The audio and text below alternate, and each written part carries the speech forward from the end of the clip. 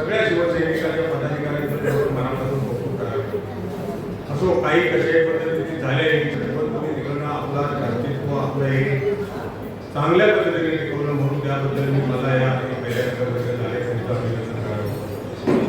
असो तर बोलता माझ्यानंतर दोन जिल्हे बोलणार आहेत पण आपल्याला येणारी आता ही जिल्हा परिषद पंचायत समिती ही आपल्याला डोळ्यात ते घालून आपल्याला दंडे गेली पाहिजे. मी आता आपल्या कार्यकर्त्यांची निवडणूक करतो. कार्यकर्ते आपले तिथे उभे राहतात तिथे ते सर्वांनी मला वैभवचं बरंच कौतुक करावं. त्या दिवशी चांगली बैठक घेतली सर्व पदाधिकाऱ्यांना घेऊन त्यांनी चांगल्या पद्धतीने समजलं की आपल्याला समजवलं चांगल्या पद्धतीने आपण लढलं गेलं पाहिजे. जे काय असेल त्यासाठी